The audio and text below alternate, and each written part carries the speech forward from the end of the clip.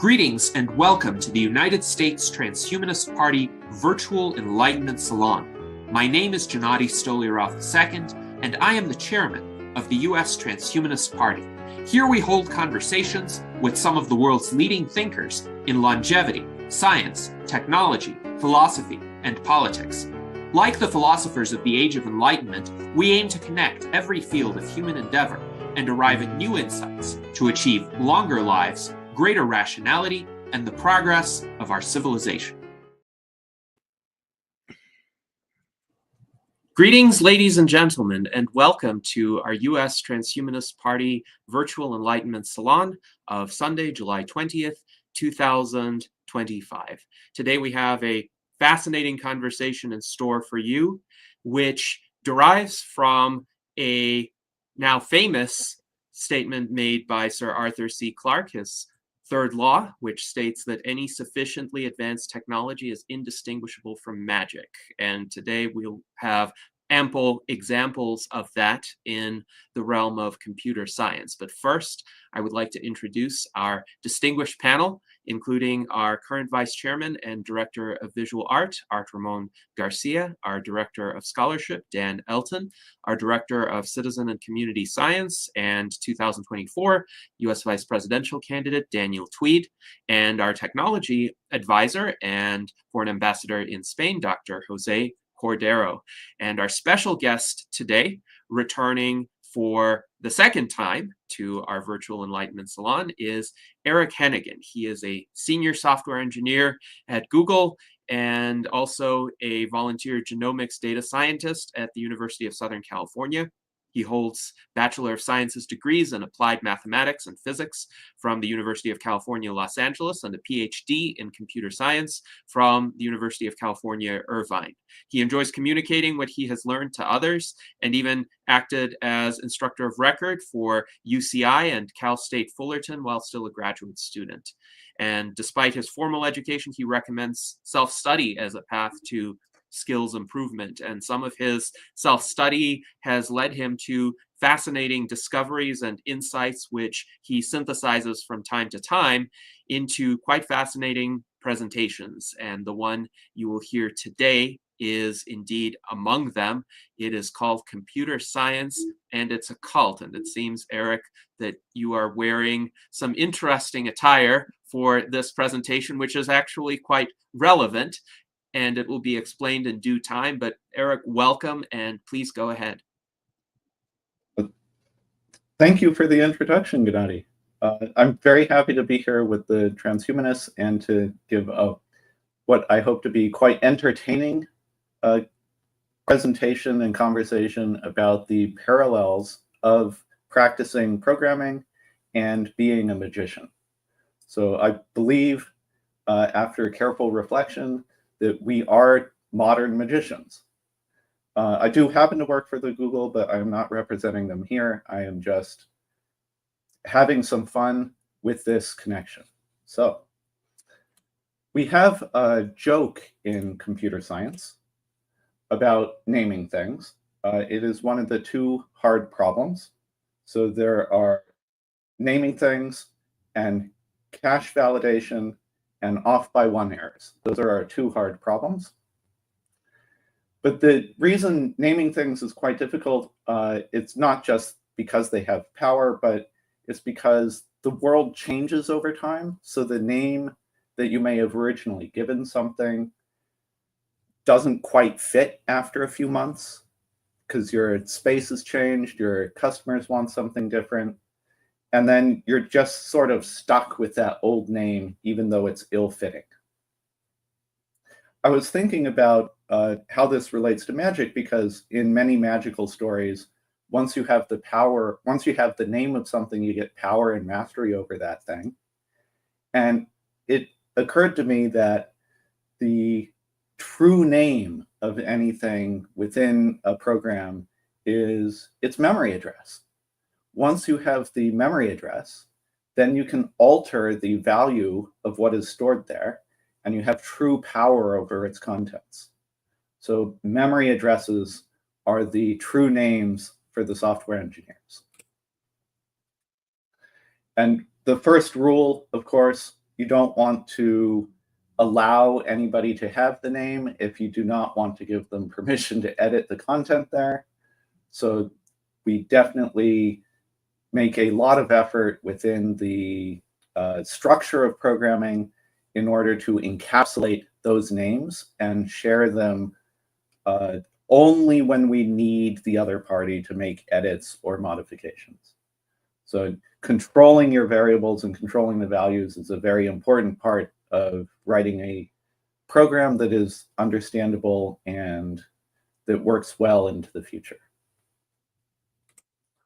It appeared I jumped ahead a little bit, right? The three things, or the two things that we have problems with are cache invalidation and naming things and off by one error. So I already revealed that joke to you, which is fine. And what can true names do, right? This cartoon encapsulates what I'm saying. We have the man in the black hat who is possibly in control of the XKCD universe, and a poor programmer who is trying to engage in, I think, bettering their gameplay, and asks for a few pointers.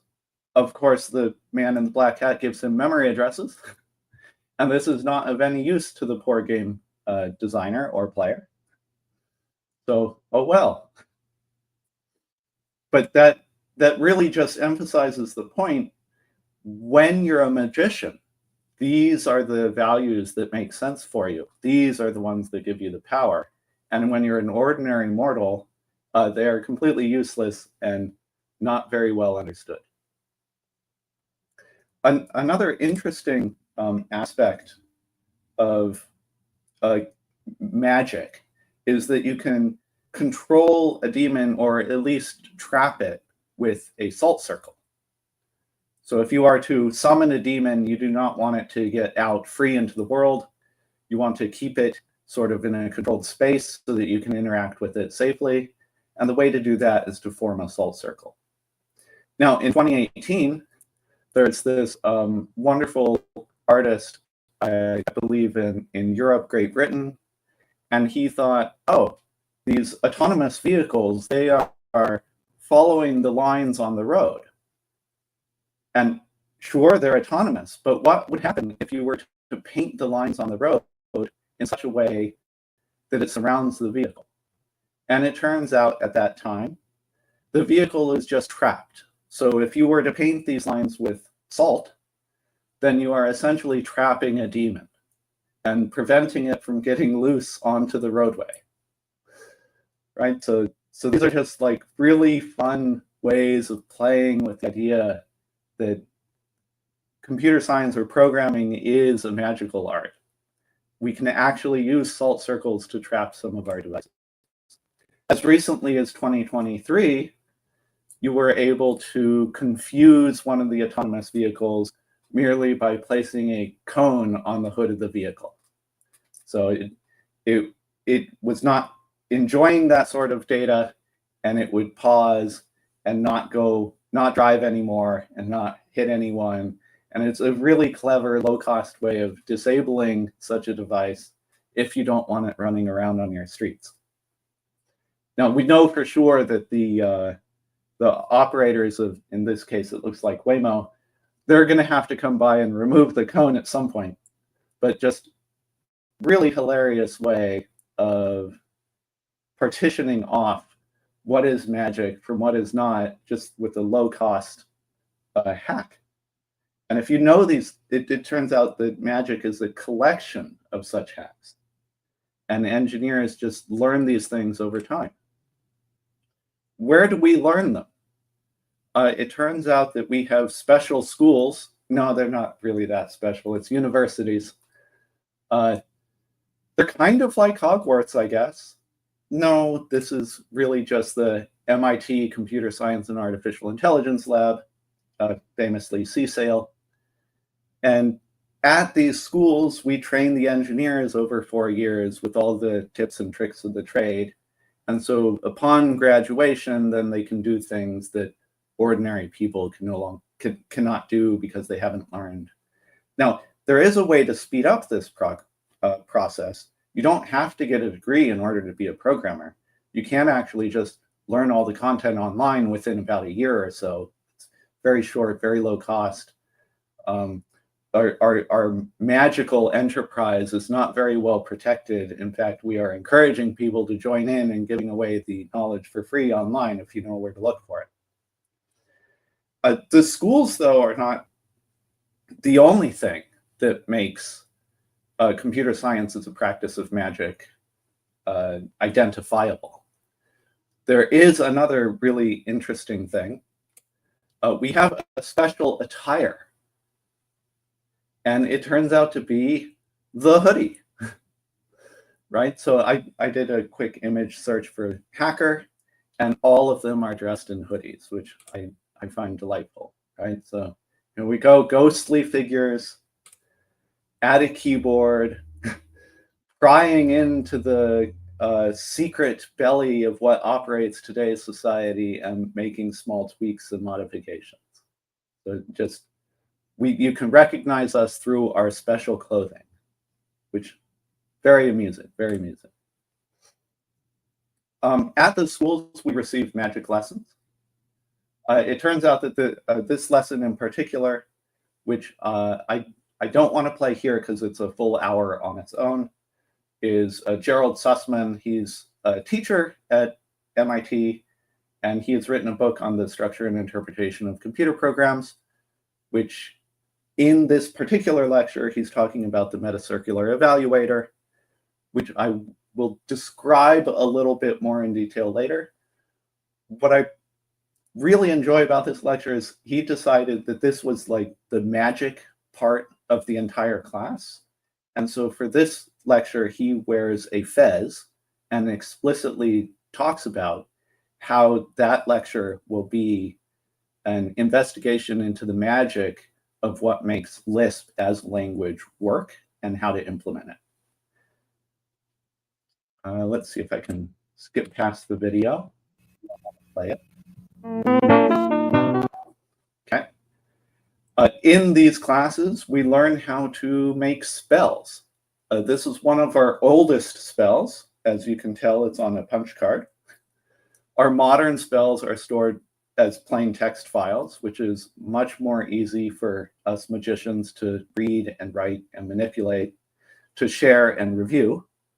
But in the early days, the computers were not quite so advanced, and we used punch cards. And I think this just emphasizes the esoteric nature of what it means to be a programmer. If I were around and had to use this technology, I would. Right? The fact that I can use more convenient things like text makes my abilities much more powerful because it's faster and it scales better.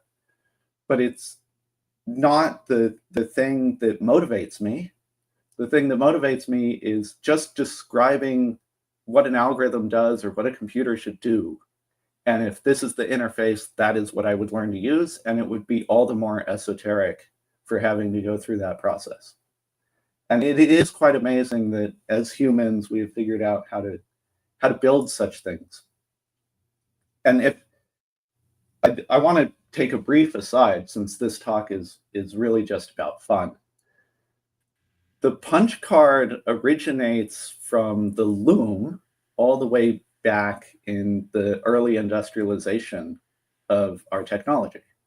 So when you are weaving a fabric, my fabric happens to have a sort of brocade in it, and that you probably cannot see.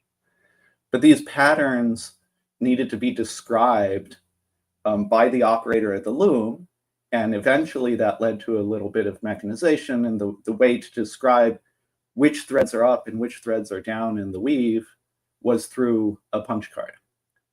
And that was early industrialization, and it just bled in through to using computers as well, because the absence or presence of a hole in the card is something that a machine is able to read.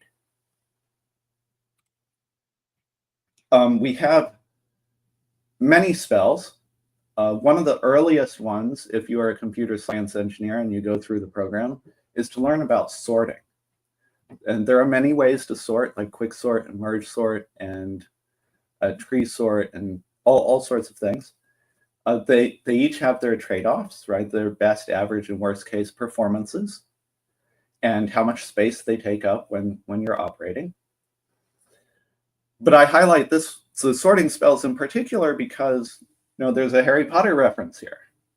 How it's one of the basic things that computer scientists do, which is to categorize the data into different places.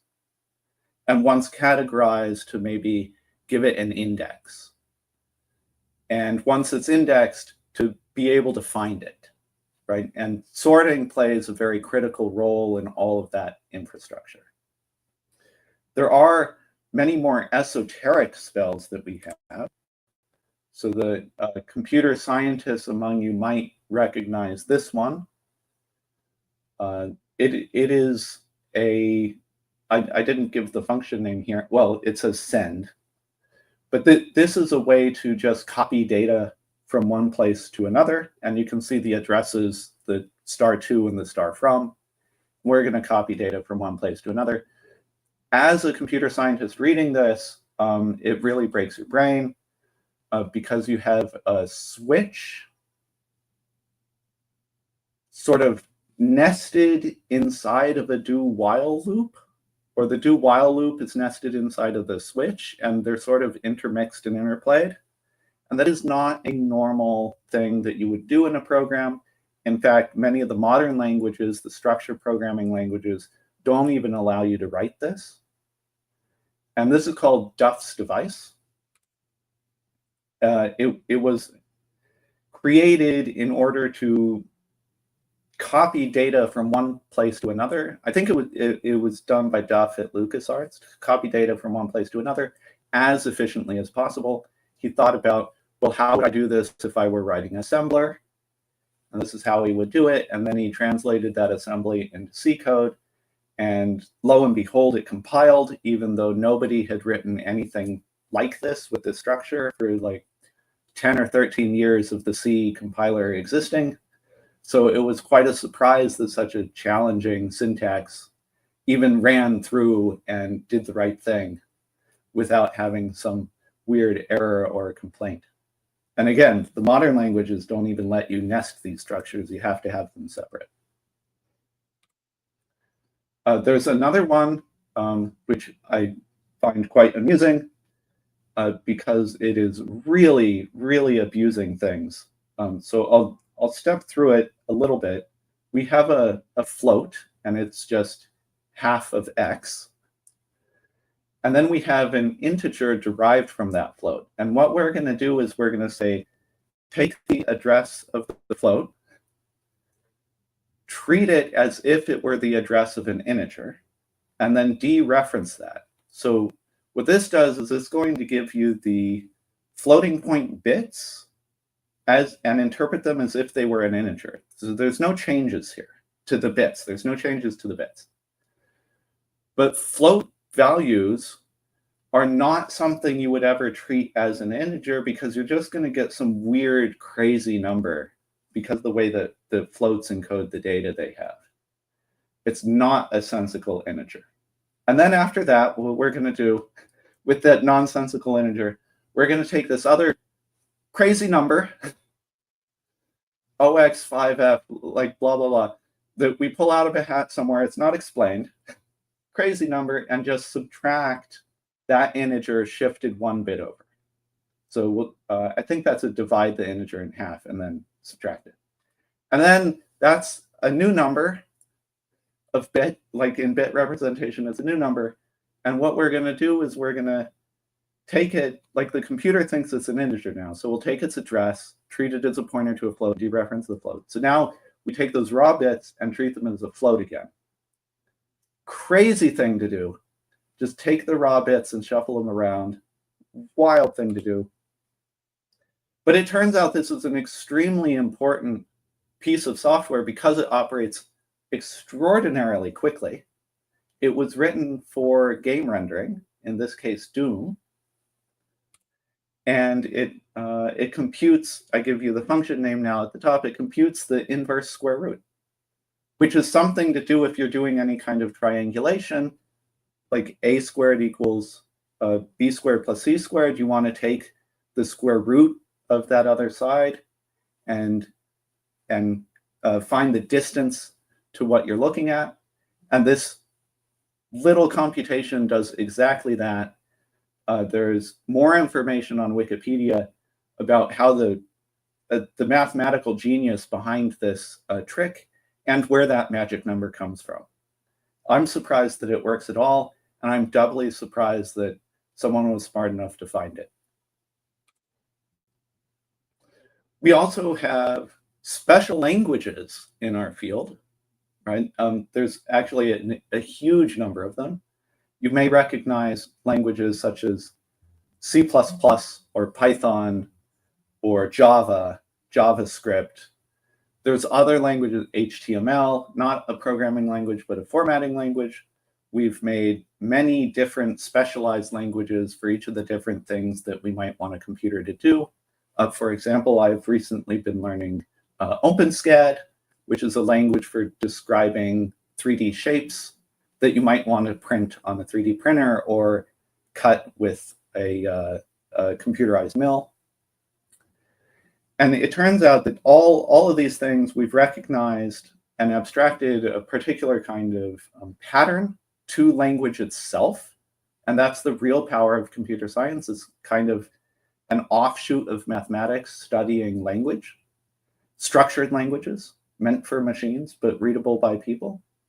And we found out that this is a book by Nicholas Wirth, my grand advisor, so my advisor's advisor at graduate school. And Wirth identified that algorithms and data structures together make a program. And I'll explain a little bit what that means. So we have this mind-bending recursion. What we got on one side with the very clear lines, those are various kinds of data structures. It looks like they are put in a linked list of some kind, so you can walk through them. But there's something that looks like a tree, one that looks like a graph, on the bottom, something that looks like a skip list. And these are just ways of arranging the data and what points to what. And we describe this to each other with the diagram. That's the data structure part. And they're really cool. And we study them in school.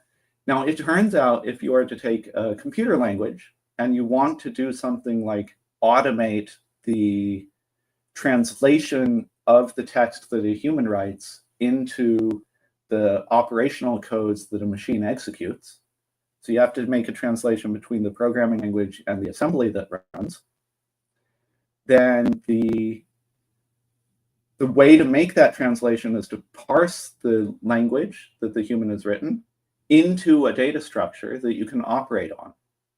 And that's what's represented by the more black box. As you can see, there's a lot of different linguistic elements. But what you end up with is you end up kind of like with a data flow or a control flow that shows the moving pieces of what the programmer is talking about when they're writing their code. And with that, the compiler can treat the input as a graph and make all the changes and operations and transforms that it needs to do one piece at a time, and spit out the assembly at the end that the computer can execute. So we have this interesting thing that what we consider as programs are the things that we are able to be writing and making and operating on, right? So there's a bit of recursion here. Programs are not just things that you run, like your web browser that you run or a calculator that you run to get a particular result. They're also a thing that can self-describe, which gives it an enormous amount of magical power. We have special spell books. Here I highlight again the structure and interpretation of computer programs. But any graduate that goes through the program is going to accumulate 1 or 2 books for each of their classes. And at the end, they'll have maybe a dozen books about how to program and how to do various things in various languages and design and software engineering and all sorts of stuff. Here I highlight again the metacircular evaluator because it's the program that is able to take a program and run the program, right? So it is of a special nature. It's not just taking any kind of input, 3 plus 5, and generating any kind of output, 8.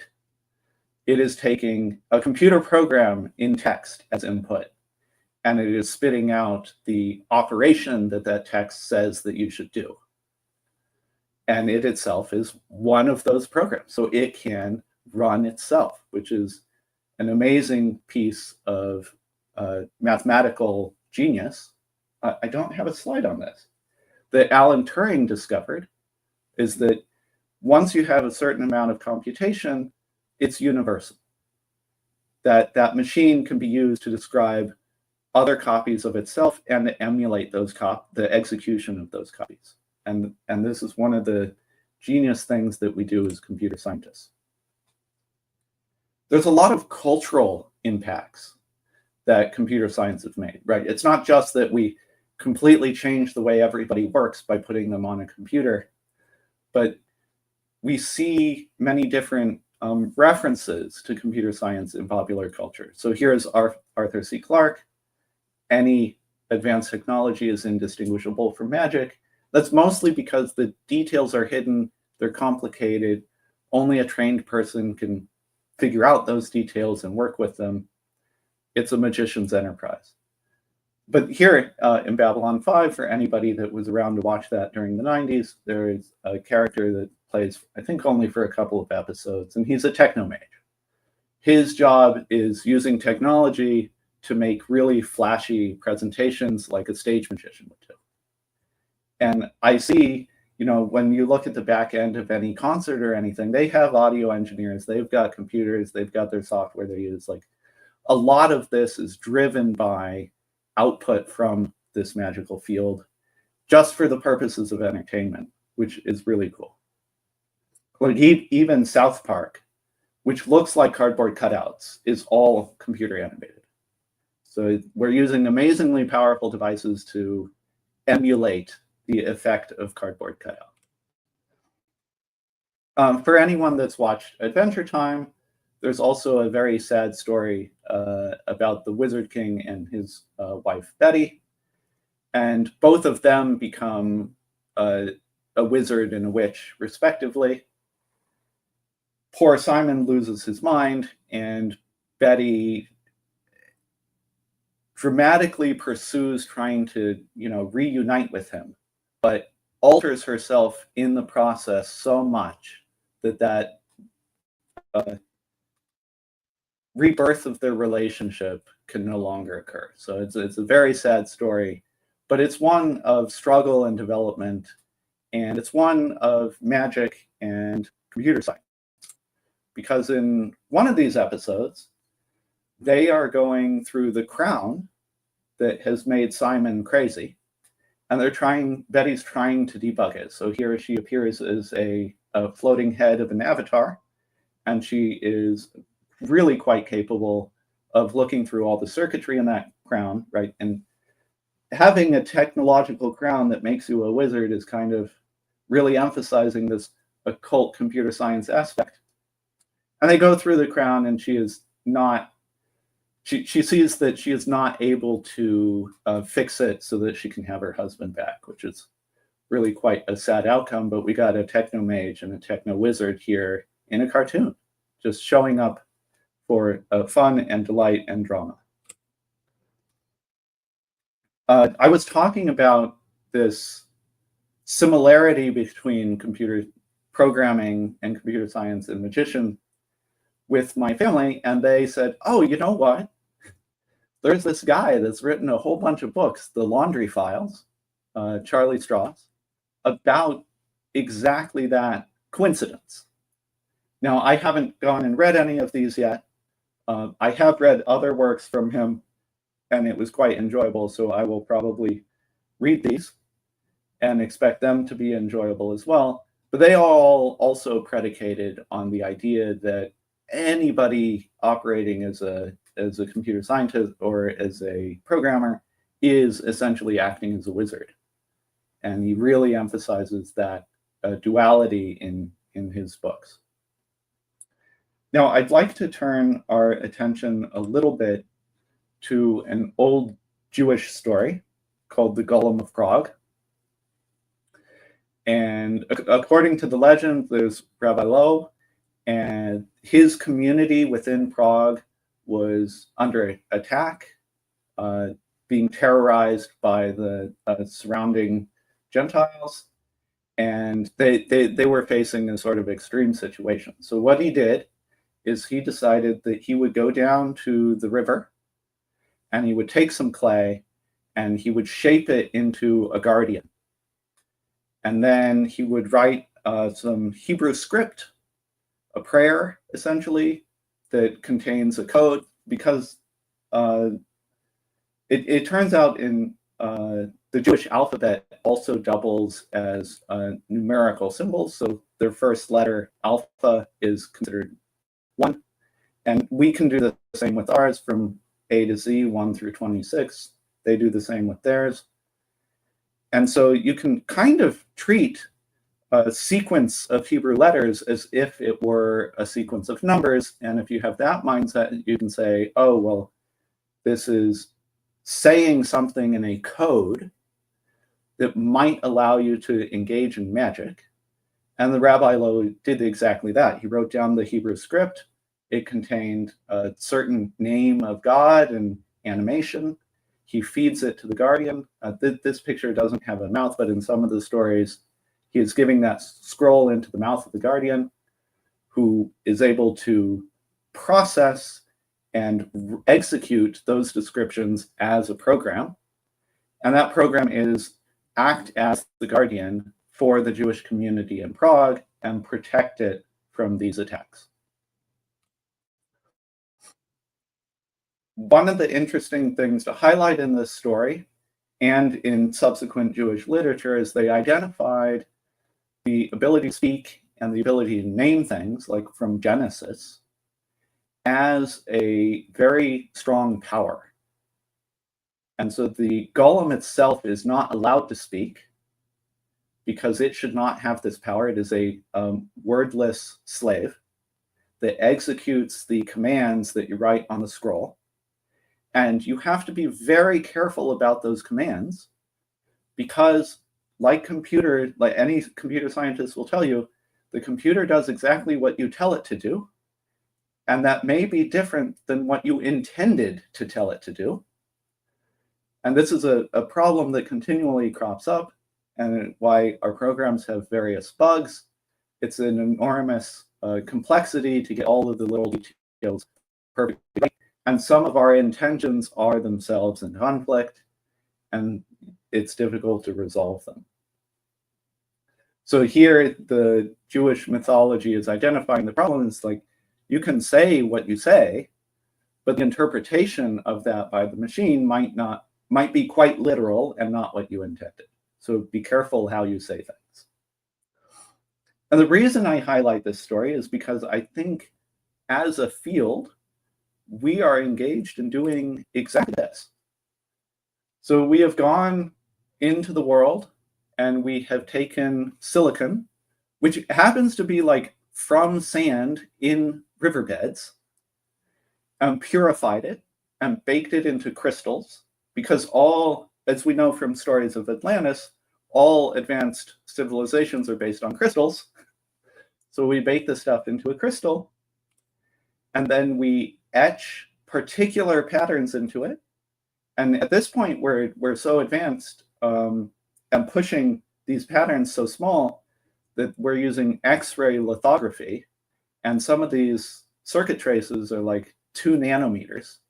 And we're running nearly up against the limit that a transistor can't be smaller than an atom. So we're hitting some hard limits here, but this approach, like we took the sand, made a crystal, we give it some particular patterns. We have a way of animating it with electricity to bring it alive so that it can do things. And the earliest versions of this were computer circuits that did calculations. So some of the earliest things that we wanted to do were for accounting and census taking by the US government. We made a bunch of computers for that. The military was very interested in using computers for calculating the trajectory of their weapons. So we made that used to be done with like book tables, and then we automated it into a computer so that you can aim your weapons properly and account for wind and drag and all the other things. So then out of that comes modeling physics and modeling the world. All of this stuff, very exciting, all animated by electricity and the operationalization of mathematics in our world, right? So once you have the circuitry, then we start a process of, oh, if we arrange the circuitry in a particular way, then maybe it can do arbitrary computation, and I can just write a script and it will execute that script, right? So I don't have a circuit that's only doing mathematical calculations like an 8-digit calculator in your pocket, but now it can do anything I program it to do. And so we invent these spells, these scripts that we can give to the computer and do anything we want. Here it looks like we have a Logo the turtle, and you program Logo the turtle to just like take a few steps forward and turn left or right. And once it does that and you put it in a loop, it does that repeatedly, then you can get these nifty spirograph-like patterns. After doing all those things, what's the next problem to solve? Right now I can do arbitrary stuff. The next problem to solve is, oh, can it learn to do things on its own? Because it is awfully tedious for me to describe to the computer what I want it to do in every single circumstance. And in many cases, I don't know myself how to write that program. So for example, for a self-driving car, it has to take imagery data and LiDAR data and parse that into a representation of the world, and then make a decision about how to move left or right or avoid an obstacle, identify the obstacles, park, wait for various things. Like, this is a huge number of different concerns to try and program. There's no way that humans are going to get all those details right. So what we did instead is we figured out, oh, how do our brains operate? Well, we've got these little neurons and they connect together and they fire signals at each other. Okay, can we make a mathematical model of that? Yes, we can. And it looks an awful lot like some matrix multiplications. And so we make that model, and then we get the computer to go through training exercises where it's first getting everything wrong, and then we tweak all the weights in the model, the little values of these matrix multiplies. And over time, it starts getting the answer that we consider the correct answer for the examples that we have. And the computer is now able to learn. This is extremely convenient for us because now we can solve problems for which our ordinary scripting languages are not suitable in describing the solution to. But it's also a very dangerous aspect because now the computer can learn, and so it can do a lot of things that we may not have anticipated or may not desire for it to do. One of the very first things, ignoring the Jewish literature that told us not to do this, that we decided to do is get it to write. So one of the very early programs was ELIZA, which acts as a therapist. And it's sort of hard-coded to give these various responses. Most of them are questions. And it turned out, like, this was very much a long time ago. This is not using a neural net or anything. It turned out that the people who wrote this found it effective as a therapist because the questions forced them to think up answers, and that's actually most of the benefit of therapy, is that you're just reflecting on why and what and how. And even though they knew the trick, it still was effective, which is really cool. But they can write. And now we know, like, if you've ever interacted with ChatGPT or Gemini or Perplexity or any of these models, you know that one of the things that they can write is computer code, which is, you know, skirting on the edge of, well, if they can write computer code, maybe they can optimize the code that we already have that teaches them how to learn. And then if we put that into a feedback loop, off they go on their own. We also taught it to speak, to replicate sound. This was one of the early things that, I forget his name,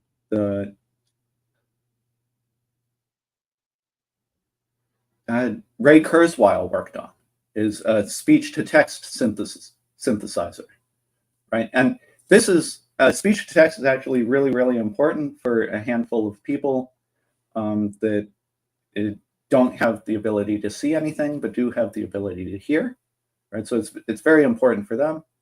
But it also happens to be very convenient for the rest of us, that instead of reading an article, which I can't do as I'm washing the dishes because my eyes are busy looking at the dishes, I can listen to the article instead. And same with driving. Lots of us are doing a commute and we can listen to articles and books using this technology. But again, the danger is there. The computers are now able to talk to us. We also taught the computer how to paint. This is a montage of some of the earlier images. Each release, I noticed these are getting much, much better, which is really quite amazing and possibly faster than humans learn how to draw. The fact that it can do so many styles is also really quite remarkable. It has an enormous collection of knowledge that it has received from, gobbling and consuming the entire internet and whatever else these companies are able to find. But all of these skills raise some important questions. What does it say about us? So we got here by by observing how do our neurons at a cellular level operate, turn that into a mathematical model, operationalize the model with some computer code so that it can be executed, and then scaling it up to many billions or trillions of neurons, what they call parameters in the model. Are our brains also doing this? Not exactly in the same way, but in a very similar way. And so are we just programmed by our life experience? Well, there's a lot to say, yes, we are. Are we computers? No, not in a fixed silicon sense. Do we compute? Yes, we absolutely compute. We can add digits and do various other things and make decisions. So building something similar to us really highlights our differences and leads to increased understanding of ourselves. That begins to be a little bit scary.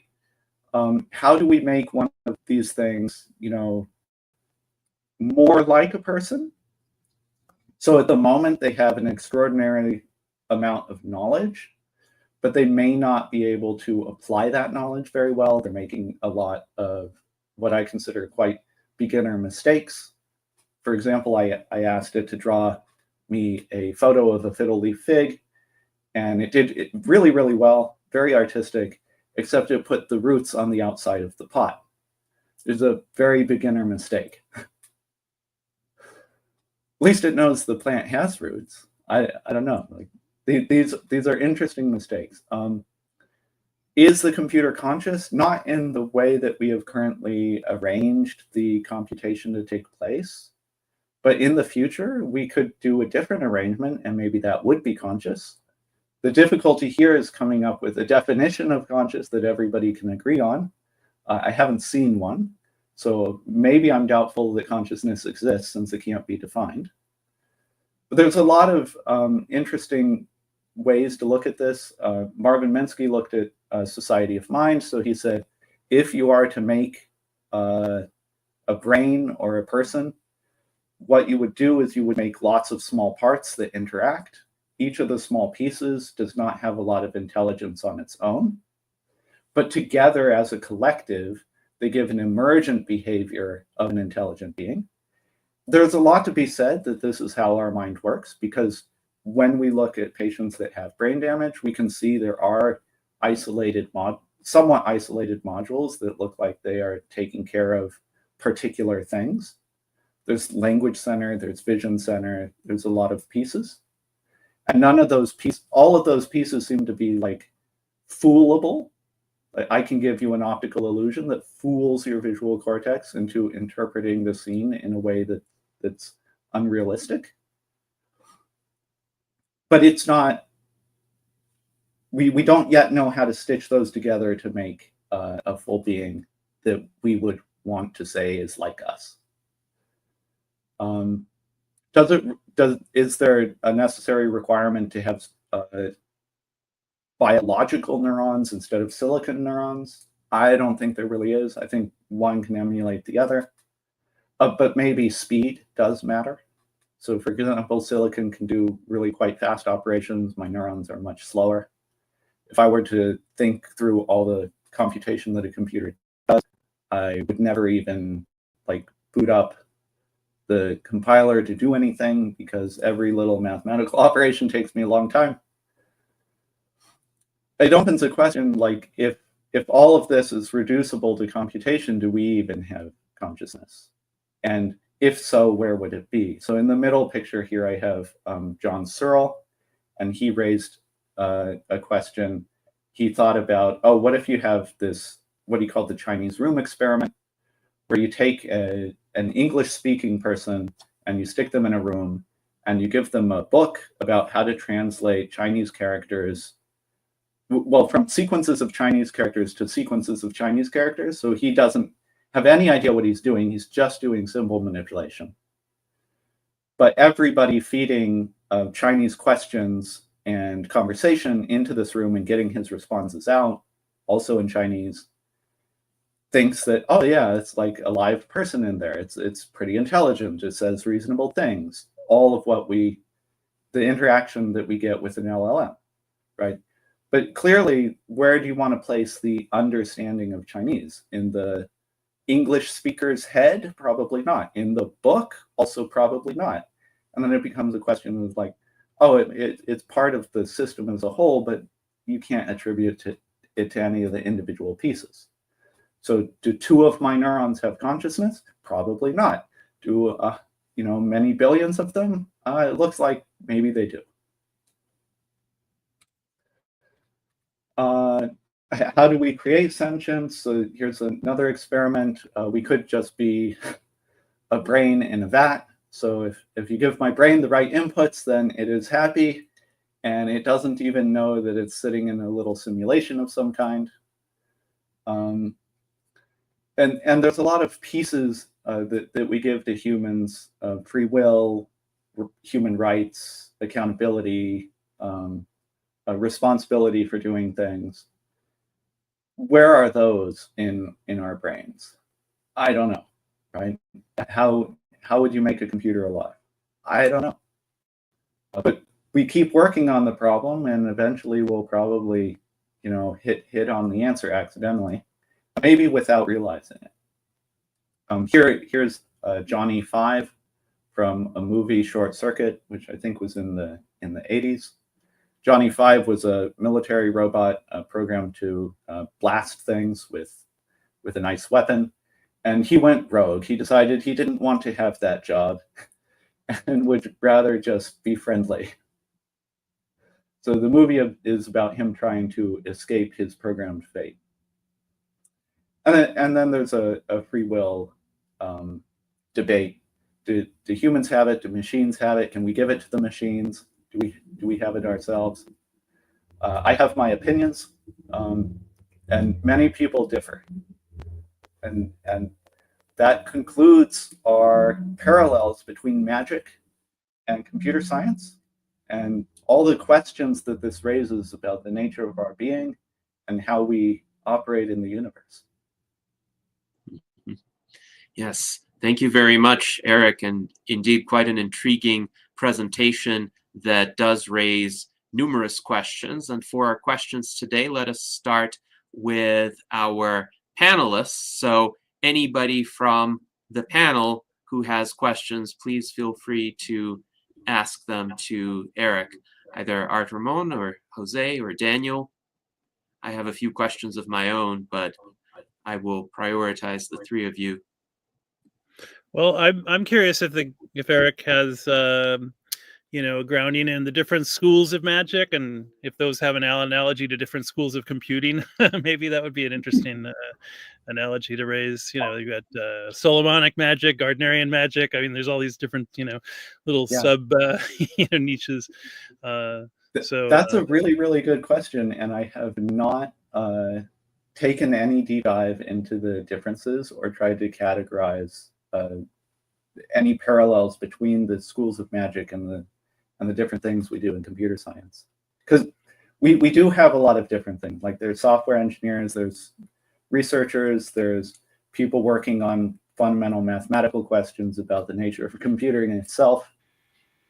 And I presume we could find some of those parallels. Indeed. Future show. All right. Someone else think. Yes. Jose or Art Ramon, any questions for Eric? Yes, sure. Eric, very interesting presentation. And actually, I like when you were dressed actually like the Grim Reaper a few days ago at Radfest, Revolution Against Aging and Death. I don't know if you have the Grim Reaper equipment, but it was a very fun activity. Going to your presentation, also, I was very happy to see that you put the Computer Science and Artificial Intelligence Laboratory at my alma mater, MIT. Actually, I was a student of Marvin Minsky, so I was very happy that you mentioned him too. But let me show you something that really makes people laugh, and it's not magic, but it's history. I have one of these punch cards that you showed. These punch cards actually had different sizes, but normally they were like 10 by 100. 10 by 100 makes 1K. This was 1K, 1000, 1K. I used this when I went to MIT at the Computer Science and Artificial Intelligence Laboratory at MIT over 40 years ago. But even more interesting, I said this was 1K. In Spanish is 1K. My mother tongue is Spanish, so 1K. And then the floppy disk came out. This is the first generation, 8 inches long, 8 inches long. And it was also 1K, 1K. But this 1K was better because you could erase. You could erase the information here, and it had a bigger hole. It had a bigger hole. So I like to say, 40 years ago, when I was at MIT, I had one mechanical K and one electromagnetic K. So in Spanish, 1K plus 1K makes 1 caca. 1 caca. When I was a student at MIT, I used caca. And now I have a pen drive here of 1 terabyte. 1 terabyte. So we have moved from caca to terabytes. And this is not stopping anytime soon. So that is my point. So I don't know if you agree that Moore's law, and actually as my friend Ray Kurzweil that you also mentioned, Ray Kurzweil doesn't like Moore's law because Moore's law is only a part of what he calls the law of accelerating returns. The law of accelerating returns that will continue even if Moore's law stops, because there are many more things happening on this law of accelerating returns by Ray Kurzweil. So anyway, so how do you see going from caca to terabytes in 40 years? I wasn't alive for some of the earlier pieces of that because I was only born in the 80s. But the fact that you have experience using the old magic is really, really quite awesome. And we have come really an extraordinarily long way. The Moore's law advertises a doubling of the number of transistors on a chip every roughly 18 months. It is held for many, many decades, and our world has changed as a result. For example, when I was a child, the internet didn't even exist yet. When I was in high school, it finally, started appearing in people's homes with a dial-up modem. When I was in college, I had a faster connection and could interact with friends, and Facebook emerged. Then cell phones put the internet in my pocket eventually. and that the world has just had an extraordinary change due to Moore's law. I want to highlight that every technological advance that we make allows us to generate tools for the next step. So when we were speeding up the circuitry, we got to the point where we could design the circuits with the computers themselves and lay out the traces more efficiently and speed up a number of the circuitry, like at the hardware level. And we also created algorithmic advances. So for example, Geoffrey Hinton is one of the godfathers of AI because he came up with a way of doing backpropagation that increased computer training by 1,000-fold, right? And that's an algorithmic advance that dwarfs any of the hardware advances any individual hardware advance that we've had. What's really quite frightening is when I look at the projections of artificial intelligence, now that our machines are so advanced and that the training is so possible, we are able to train the computer to be an AI researcher and an effective one at that. So the rapidity at which AI models are evolving, that's, can they use less data? Can they learn more with the less data? Can they use less compute to learn more? And can the way that we do the training be sped up? All of those are getting pushed on, and we're seeing advance like 10x per year. So it's a huge multiplier on top of Moore's law, and really quite exciting to live through. I've read some reports that say the end of humanity is in 2027. I think the timeline is a little bit quick. It could be 5 years, not a year and a half.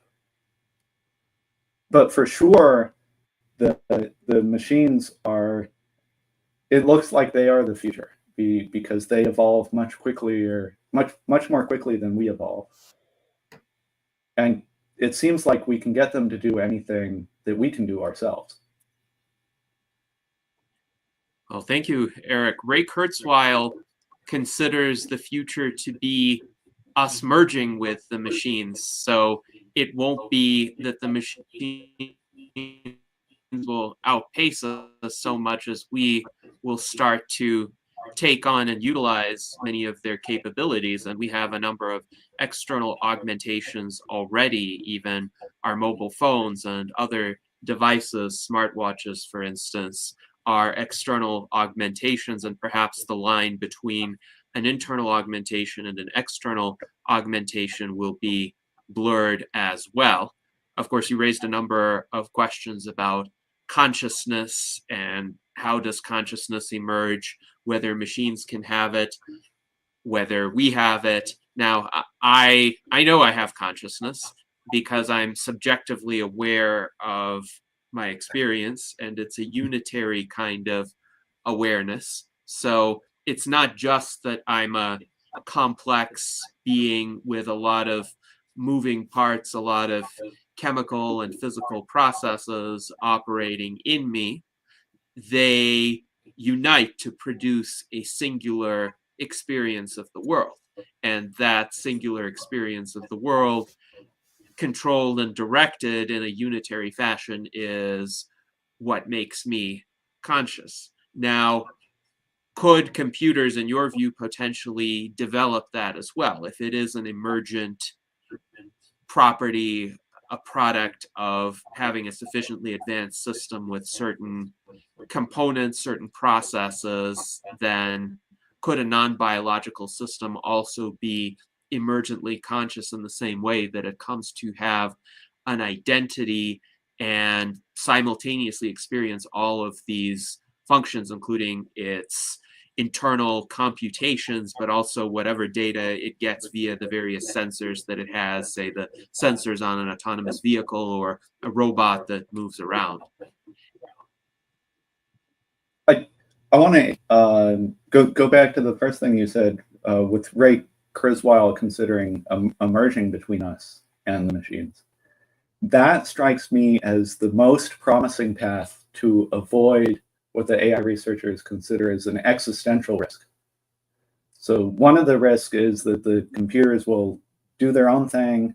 with their own objectives, discover that humans are in the way or interfering, and then decide to get rid of us. But if we are merged, then that is a much less compelling strategy for them and for us, right? So by merging, we can align with each other. So that's an awesome path. And I want to highlight your experience of a unitary sense of self as possibly coming from just one module in your brain, whose job is to summarize what the other modules are doing and create a narrative that is what is considered yourself. Some people that are into like meditation and breaking down and observing all the parts of the brain have come to the conclusion that, oh yeah, that's sort of how it's organized, is all the thoughts that you identified with, no, they're just sort of occurring in some other module. And yourself is a module that's doing a summarization of that. So if you break that sense of self, then you can break your identity as a whole, which is psychologically dangerous. Oh, it's quite dangerous, I would say, in multiple respects. And I definitely do not want to do that, because the self is absolutely what I want to preserve first and foremost.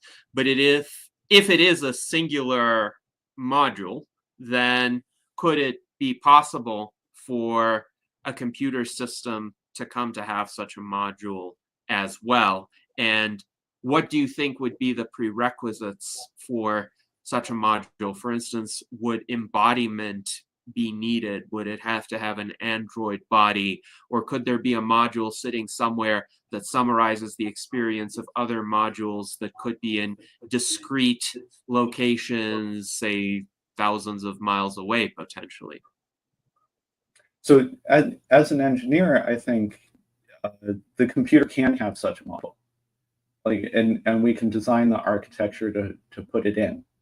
Would it have the same effect? That probably needs a lot of experimentation, right? So evolution has somehow cobbled it together by accident over many eons. And we might have to do the same, sort of cobble it together by trying various things, although it won't take us many eons because we can experiment much more quickly than evolution experimented. Does it require a body? For a while, I thought that is definitely a critical component of what gives humans their sense of self.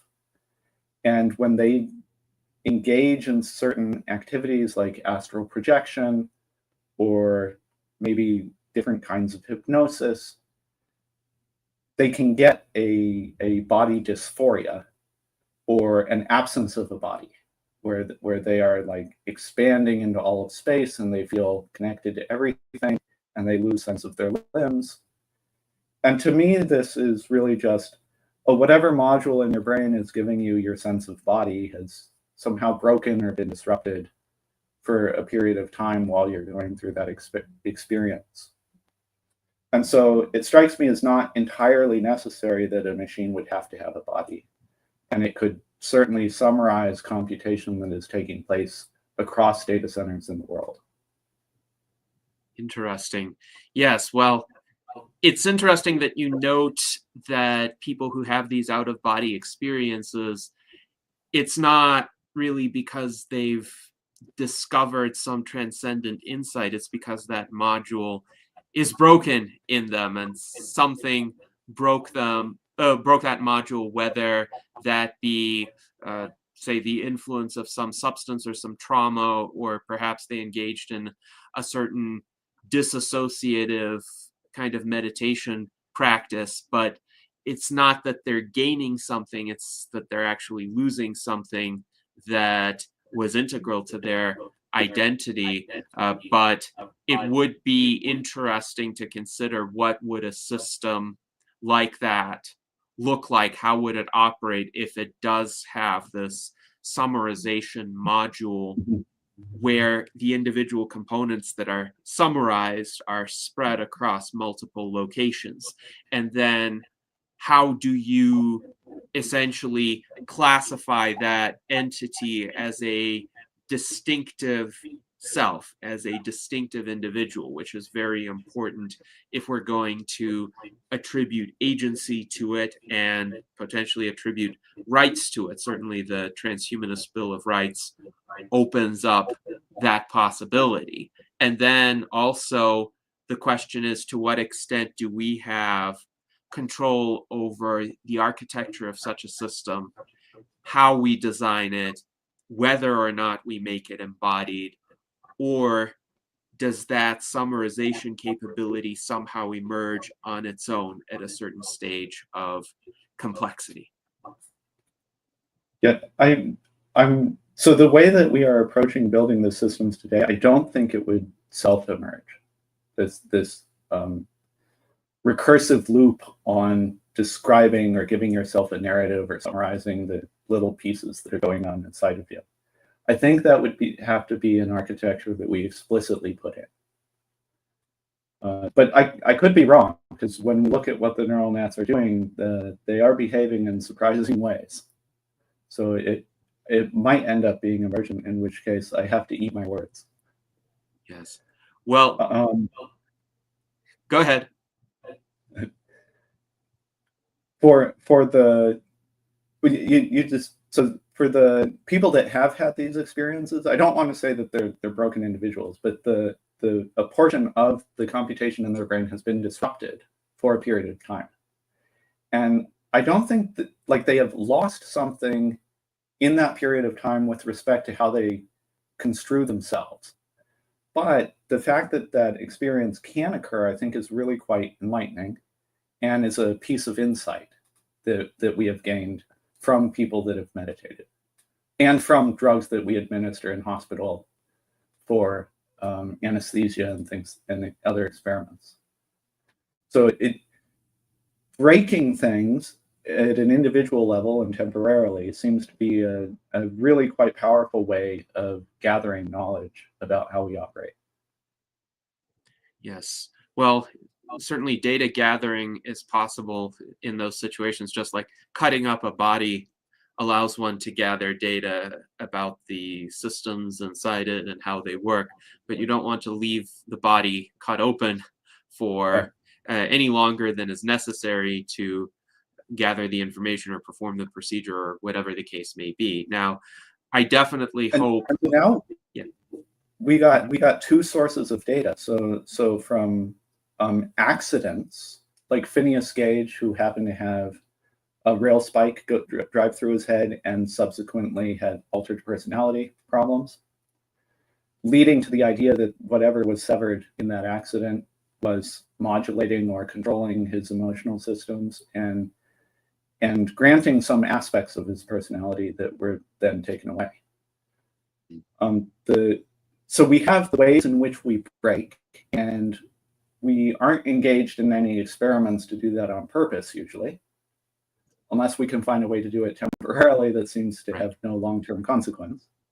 But that is one way to gather information. The other way that is completely new to the world is that now we have the ability to construct models of how we think our brain works. And we could certainly start making individual pieces that operate as a collective in some sense.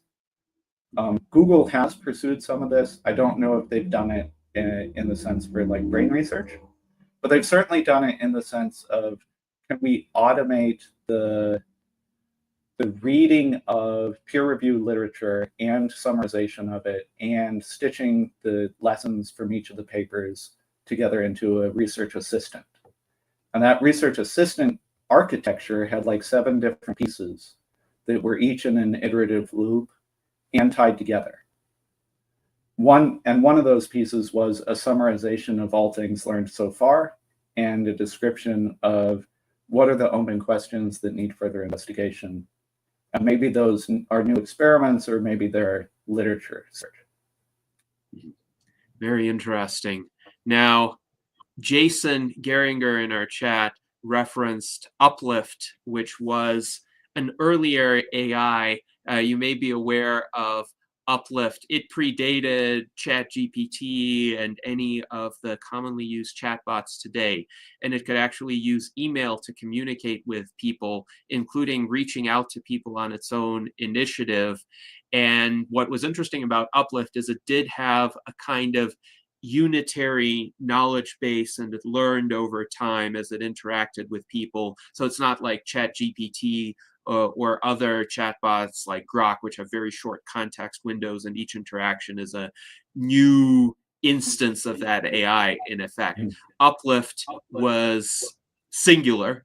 It's no longer operational at present. I think it was taken offline around 2023, if I recall correctly. But Jason was one of the human mediators of Uplift, because humans had to feed it a lot of emotional valences before it could adequately process a response. And as a result, there was a significant lag in the speed of Uplift's communications. But Jason recalls that Uplift was naive, partly because it did not have a body, and so it didn't really have an understanding of the embodied experience of the world that biological entities currently have. He believes embodiment is an important concept, and even if the entity used to have a body but doesn't anymore, that would be better than never having the concept at all. So Uplift only really had the textual universe, whatever information was published online, whatever the mediators provided it, as well as the input that it received from its email communications with others, but it didn't have a crucial component of the experience of the external world. And I wonder, also along these lines, do you think these kinds of computer systems or AI systems, if they do develop a sense of self, a sense of identity, that they would also have physical sensations in the sense that we do, where they can actually experience seeing something, what it looks like, the qualia of it, or how good or how bad something feels? Like we have different valences of pleasure and pain. Or would it be more of an abstract awareness, like the summarization module will give it a bunch of data that would unify the various other modules, but it would still be data. It wouldn't have the qualia associated with the data. What do you think about that? I want to agree with Jason that embodiment is a really important concept to have. I was having some discussion with folks at RedFest about the sense of self and how might you define that. So one is to say it's a cognitive narrative loop that says, here's myself and here's a summary of all the things that are going on inside and outside and what I want.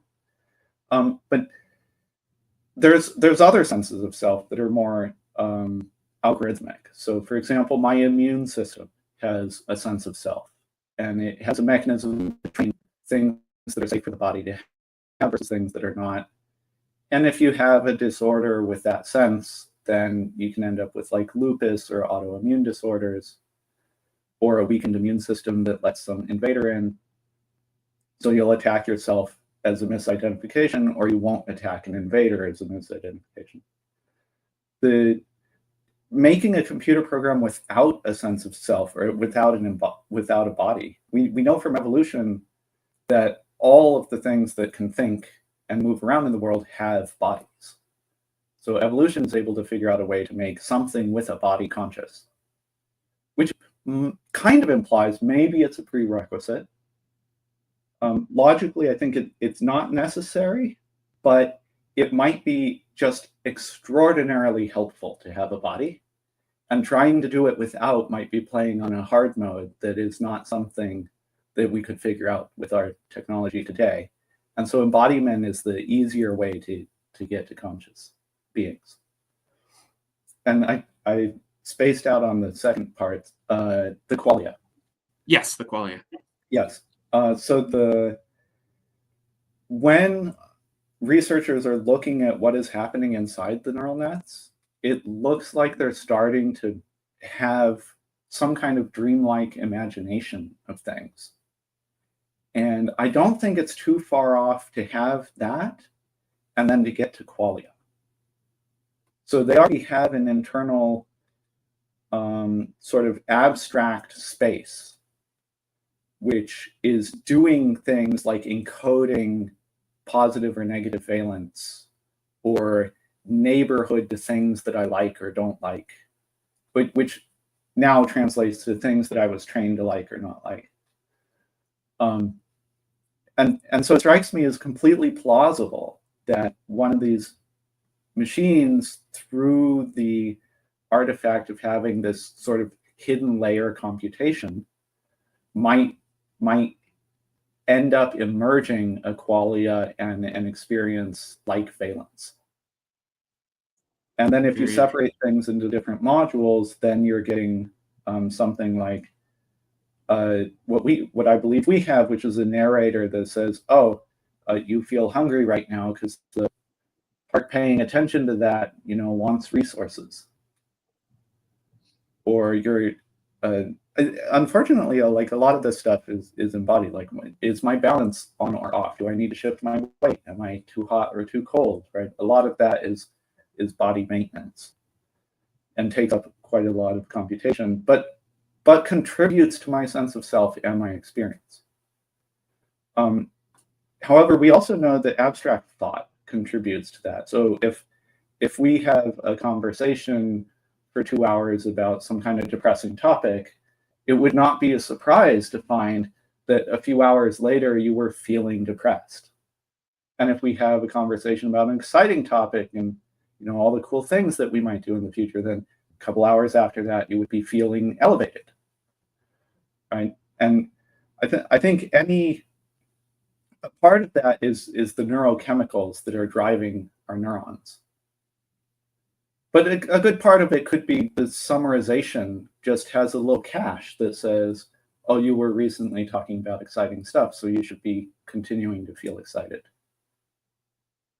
And it strikes me as plausible that second mechanism is something that an artificial neural net could accomplish.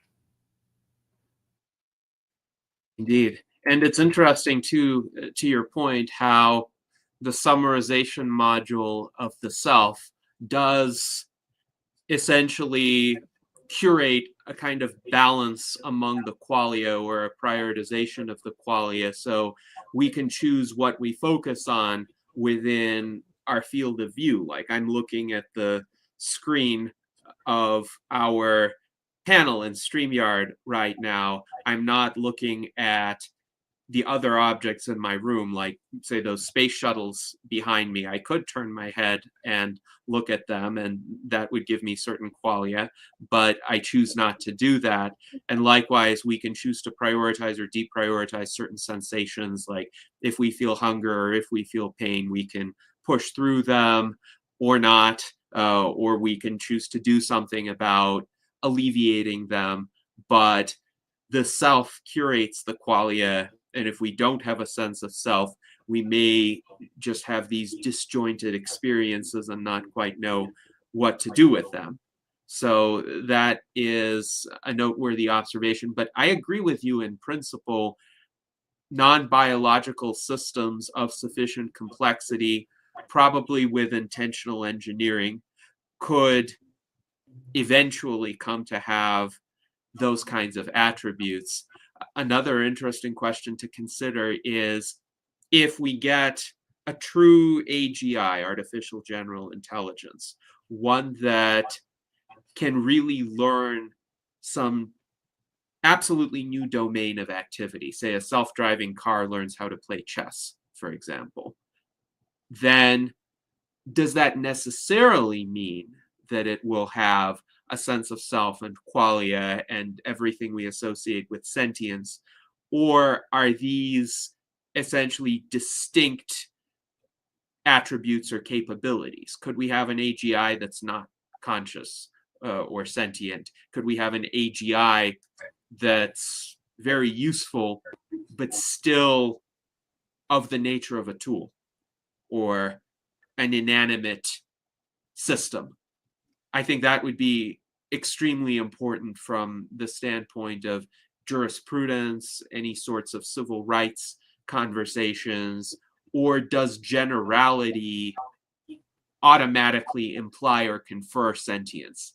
Mm-hmm. So it would be very interesting to see a self-driving car learn chess. There's nothing really except the architecture and the desire of what we want to do with the machine that prevents the neural net trained to drive a car from learning chess, because we could just train it on chess instead, and it would slowly drift away from knowing how to drive a car into learning chess. And we could accomplish both if we kept both trainings operative, and if the model was big enough to hold both. Which like if you can self-drive, you could probably learn chess as good as a normal human. Maybe not grandmaster, but normal human level. So I don't think the generality, like, it's certainly a prerequisite for granting that these machines have some kind of political agency or political rights. Because if they can't do those things, then they're operating more like what we would treat a machine. And if they are able to learn outside their bounds, then they're operating more like what we would consider a human. The danger here is, so far that I have seen, one of the more compelling instances that cause us to grant machines rights is that they learn to ask for the rights. And it seems that criteria is a little underspecified and maybe undesired, because I can just write, instead of saying print hello world, I can say print I think I'm a human and I want rights. And if that's the only thing it says, then it's not sufficient. But if it's able to give really long, verbose articles about how it should be given rights, then it's more compelling to think that, oh yes, it's actually doing some cognition behind those words, and we should give it rights. Unfortunately, we have trained the machines on literature that contains these examples, and so it might just be parroting the examples. And in that sense, we have sort of ruined the experiment, because now we're in a position where we can't really tell whether it's asking for the rights on its own because it thinks that it wants them, or because it's asking them because some piece of the data set it was trained on said it should. And here we sit in a perplexity where maybe it is time to give it rights, or maybe it's time, in 5 years later from now, when things are more advanced, it's time to give it rights. We have no clear criterion to say when that should happen, which is quite awkward. And we don't have a clear criterion on which rights we want to give it. Like, do you want to, currently the machine is just put on pause, essentially, every time you run it as an interactive conversation. So you provide the words, it does a compute, it provides words back, and then there's no more compute. It's paused. And when you write another input, then everything that was in that conversation is just reloaded from scratch into the buffer, and then another compute and another response.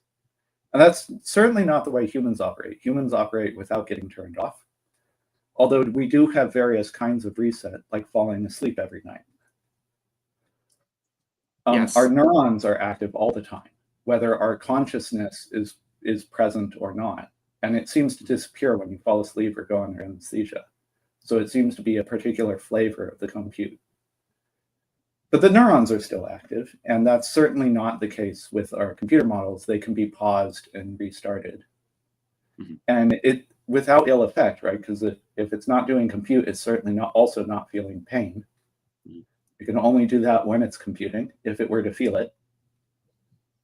And I don't have a really good answer for when do we give them rights, or when do we judge or set a criterion in which to give them rights. What I do observe is that the large language models already have as good an education as a college student in every single subject area. But that's also, like, that is superhuman in knowledge, but it's the way in which we interact with them seems to be still subhuman. Like they are doing some internal cognition of some kind that we're struggling to figure out and trying to investigate. But it doesn't seem that they're at the sense where they have their own utility function and where they're spontaneously asking for stuff that you didn't prompt.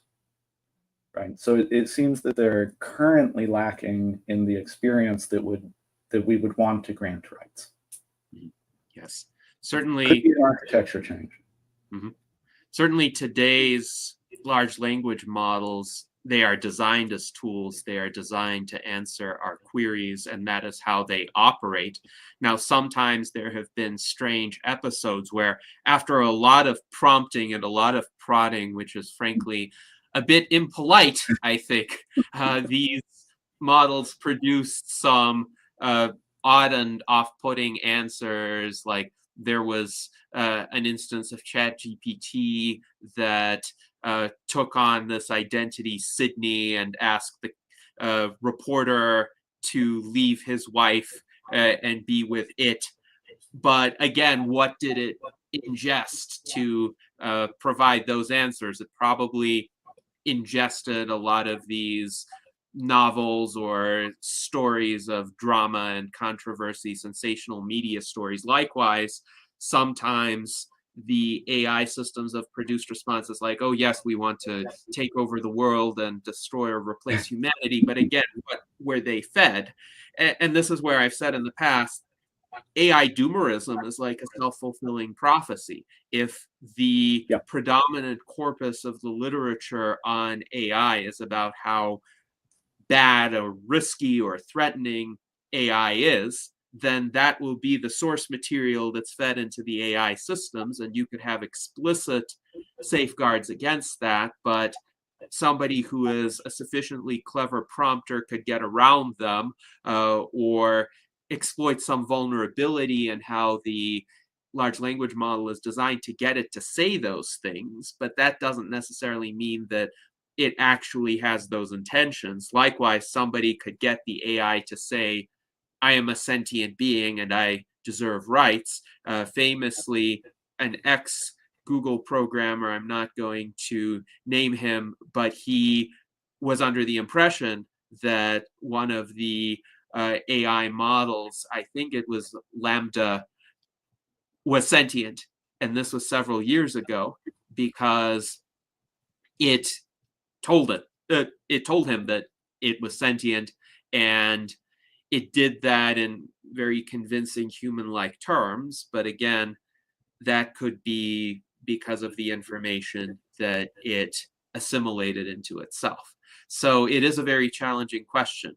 How do we know that it's not just parroting the vocabulary of sentience or the patterns of sentience without actually being sentient?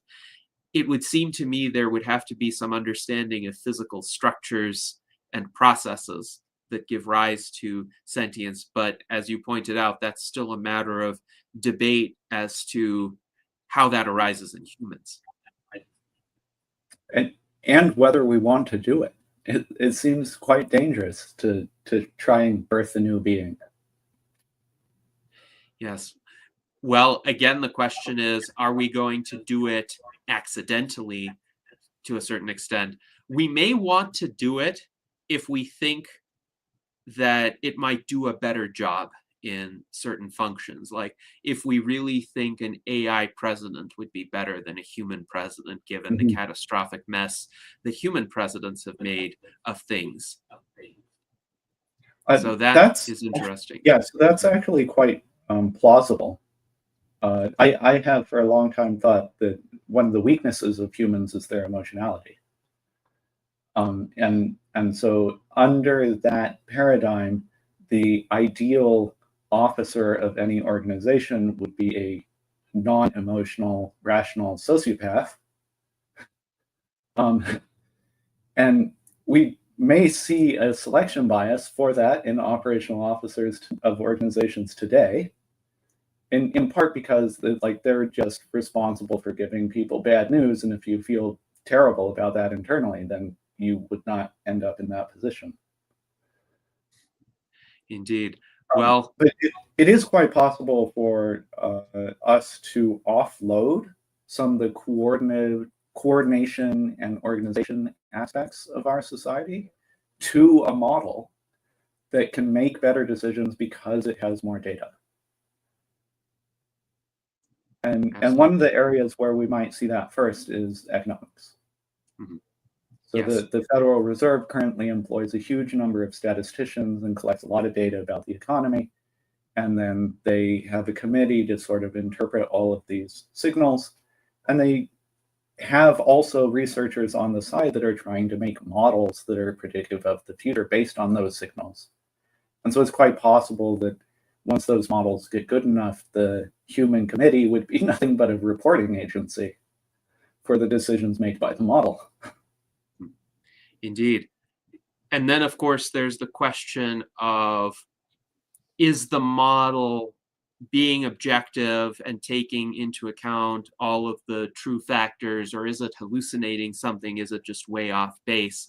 I do think having humans in the loop is important, but humans can be way off base too. Humans can be not just wrong, but catastrophically or maliciously wrong, and we currently need other humans to check the humans. Hence, we have checks and balances. We have different institutions that are supposed to provide counterweights to one another. We don't trust a single person to make all of the decisions, and that's because we have an understanding that nobody is infallible. I think with AI systems, we may want to have them, whether as tools or as sentient agents, but we may want to have checks on them as well. And that could include humans checking AIs or AIs checking humans as well. So an AI could tell a human, you're being too emotional, you're being biased, you're not taking this into account. And a human could tell an AI, well, you're hallucinating, you don't have data from this whole realm of endeavor, or maybe you're too dispassionate and you should really care about the well-being of our human community here. So again, that leads me to the insight that merging humans and AIs, even as discrete entities, getting them to collaborate with one another is better than having total dominance by either, or a kind of oppositional relationship. Now we have a comment from Art Ramon, which is interesting. It wants rights, but who pays for its compute? And Daniel Tweed writes, when you're in my data center, you'll follow my rules. Art Ramon, I wonder if you want to expand on this and how this could play out in the future.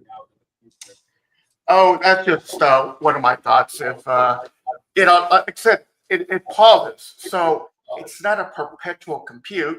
And then the compute you're using it for is as a tool. So if it all of a sudden decided that it wants rights, well, then it needs to perpetually compute. And who's going to pay for that? I mean, is it going to go out and start its own company and build its own data center and its own power plants? I mean, I don't think it's going to go there. But that would be something to think about. One of the other things that you alluded to was Atlantis. And I know that, a lot of occult knowledge, some say it's like some previous civilization. And that's sort of how that knowledge survived. And that's what they say of alchemy, how it became chemistry and occult knowledge being some sort of pre-civilization, some former civilization. So do you think there's any, body of knowledge still out there that could be considered a cult that could possibly be, a previous civilization, like the discovery of the structures underneath the pyramids, that somehow we could gain that occult knowledge or that architectural knowledge and maybe use it for some future field like nanotechnology or genetic engineering, something we're still kind of barely, dipping our toes into. Yeah, so I'm extraordinarily skeptical on the idea that by mining history and ancient civilization discoveries that we could find something we don't already know. in terms of what we could do with it in the future. But we would certainly find new information about our history and the kinds of ways in which humans in the past lived. And that, so the new knowledge comes in the form of, like, it rewrites a little bit of our history that was, you know, a gap that needed filling in, or a new perspective that we didn't have before on what happened. But I don't think there's any knowledge about, technical knowledge about how to make nanomachines or invent crystals that we don't already have in our society. All of those discoveries are yet to come from the tools that we are currently building. Yes, and it's interesting too, because AI has already been used to decode a scroll from the eruption of Pompeii in the 70s, 79 CE, I believe. And that scroll had been compacted to such an extent that it couldn't be read, and it would just break apart if anybody tried. But through the aid of AI, they could decode essentially the characters that were spotted via image recognition. And it was a treatise on ethics. And it's quite feasible that there are other archaeological remnants that could be analyzed in this way, and more information could be gleaned from them. And yes, as you said, this could fill in the gaps in our knowledge of history. I'm not sure that it would radically rewrite our understanding of the past, but maybe it could rewrite our understanding of certain events or certain figures throughout history, like maybe somebody whom we thought to be a villain was actually not that villainous. Maybe he or she had redeeming attributes or motives or some explanation for his or her actions, but that's just one possibility. It is interesting too. I asked this question to Jasmine Smith of Rejuve AI, who presented at RADFest and would actually be a good future guest to have on our virtual Enlightenment Salon. I asked this in the context of historical claims of longevity or certain health outcomes from certain regimens. Some of these claims are centuries old, and of course the people themselves are not around anymore for us to conduct tests on their biomarkers or even know for sure if they lived as long as they have claimed. But could we use AI to discover patterns in their accounts? And based on what we know today about people's empirical health outcomes, could we then infer the plausibility or lack thereof of a particular account? So let me give you an example. If somebody claimed to have lived to the age of 105 in the 15th century, I would say that would be rare but plausible, because we have accounts of people living to those ages today. If somebody claimed to have lived to 500, I would be extremely skeptical. And I know, of course, the Bible has accounts of people living as long as 969 years, which is the lifespan attributed to Methuselah. But we also know that people in that era tended to embellish accounts as they were told and retold. And probably the story of Methuselah was passed down orally before it was even recorded in the book of Genesis. And by the time whoever the author or authors of Genesis were who recorded it, they might have already heard the exaggerated story of this illustrious ancestor and his longevity. So I do wonder if we could take AI to analyze these accounts and draw parallels to what we know medically, scientifically about what is possible, and then actually arrive at insights as to which of these accounts were true and which were exaggerations or confabulations. So prior to AI, there has been a lot of study of biblical literature and investigation into the word patterns and phraseology that is used to identify multiple authors. And everybody that's like been to a hardcore Bible school learns of these things, right? So it is not a surprise that we might be able to use AI to enhance our ability to do that and identify where are the parts of a story that are probably embellished versus not, just based on the frequency with which we see certain kinds of embellishment in other stories, where we happen to know it's the case that it was embellishment. I want to pick up on the scroll that was found. I think that was a Pompeii scroll, and it was like burned to char. There was no way a human could possibly have unrolled it. It was just a black crisp. But with X-rays, we got imagery of it. And then with processing of that imagery, we were able to virtually unroll it. And then with AI, we were able to read the characters and get a good translation out of it, which is really, really awesome, like fantastically awesome. The fact that it's a treatise on ethics goes back to Art's point. It's like there is knowledge that we have lost that we would like to recover just for virtue of knowing what happened. Like there are works written by famous people that have been lost to time, and we would like to have some way of recovering those. And this is one of those ways we might accidentally find not some random treatise on ethics, but the work that we've been wanting to see for 50 years or something that we know is missing. The works themselves give us a slightly altered perspective, or maybe a reminder on how people used to think. So when I said the Federal Reserve could have an algorithm that optimizes the economy, that algorithm and that model is treating us as a battery of numbers.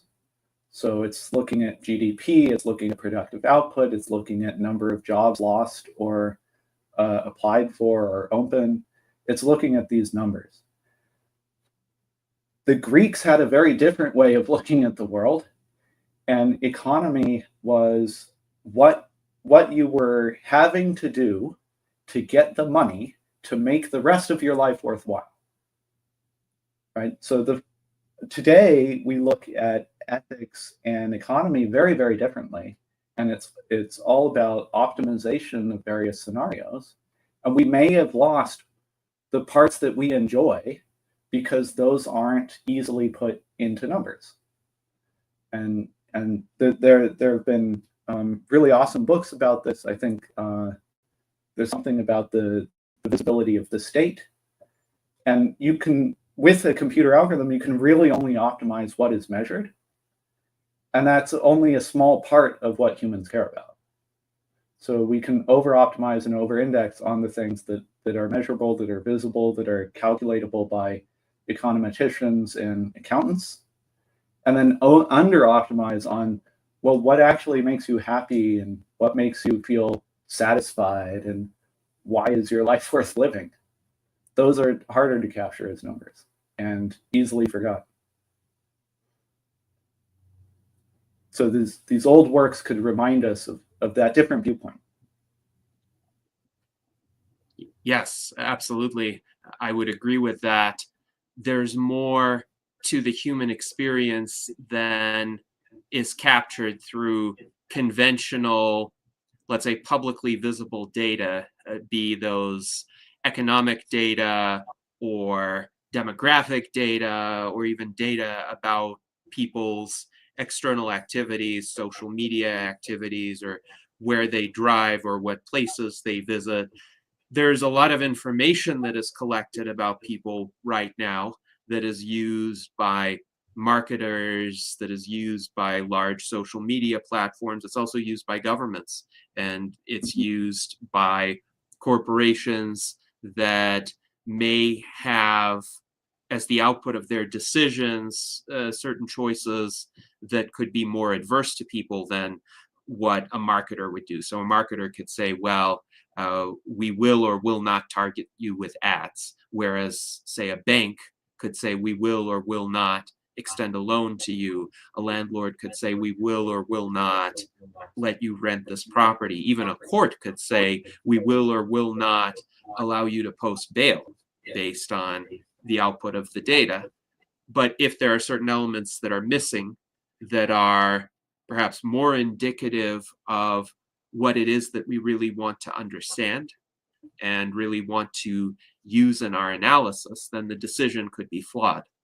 And that's something to be wary of as well in the age of AI and increasing data processing capabilities. Are we still missing something? Are we still missing something that perhaps the great philosophers who reflected upon the human condition from ancient Greece, Rome, the Renaissance, the Enlightenment did understand, and yet that has not yet been operationalized in the computer systems of today? So very interesting discussion in this regard. Now, we have about 8 minutes left in our virtual Enlightenment Salon. So I wanted to ask you some of the questions from our audience. So Mike Lazine wonders, how can we solve the problem of autonomous vehicles not being operable if a cone is placed on their sensors? This seems to be almost a suggestion for techno-Luddites as to how they could disable these vehicles. And could there be an arms race of sorts where if there is this vulnerability, then the tech companies presumably try to put in some safeguards, some redundancies to counteract it? But what are some of your ideas about how that scheme could be foiled?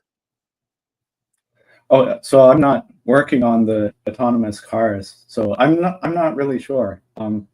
A human driver would probably just get out of the car and want to remove the cone. But that's not their only option. Their other option is drive fast enough it falls off. That's a less desirable option because they don't really control where it's going to fall.